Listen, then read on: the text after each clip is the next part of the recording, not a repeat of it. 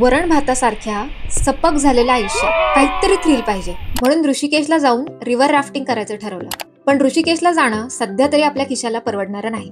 असा विचार करत असतानाच हे आम्हाला म्हटले, वाईसवरी आम्ही आहोत ना. पुण्याहून निघून 100 किलोमीटरचा तब्बल 3 तासांच्या प्रवासानंतर आम्ही पोहोचलो रॉक हिल ॲडव्हेंचर्स अँड रिसॉर्टला.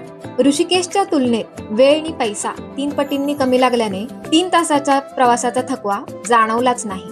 सिमेंटच्या जंगलात राहिलेल्या माणसाला लाकडाची किंमत चाखायला देऊ म्हणून इथे उभारलेल्या वुडन शॅलेटमध्ये पोहोचलो. आपल्या संपूर्ण घराएवढी एक रूम बघून मन भरून आलं म्हणून या खोलीत मन भरून फोटो काढून घेतले. थोडेसे चित्तथरारक खेळ खेळल्यानंतर गरमागरम जेवणावर एकदाचा ताव मारला. दुसऱ्या दिवशी रिव्हर राफ्टिंगचा थरार करण्यासाठी सज्ज झालेली मंडळी रिक्षाच्या डोक्यावर रबरी बोट ठेवून कुंडलिका नदीकडे रवाना झाली.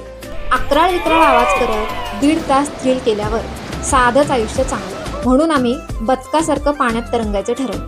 वल्लव मारून मारून हात दुखल्यावर नाईलाजाने पाण्याबाहेर आलो. सर्व प्रकारच्या जलक्रीडा संपल्यावर इथं नक्की किती नारळाची झाडं आहेत ते मोजण्यासाठी 4 पायाचं विमान आकाशात झेपावलं.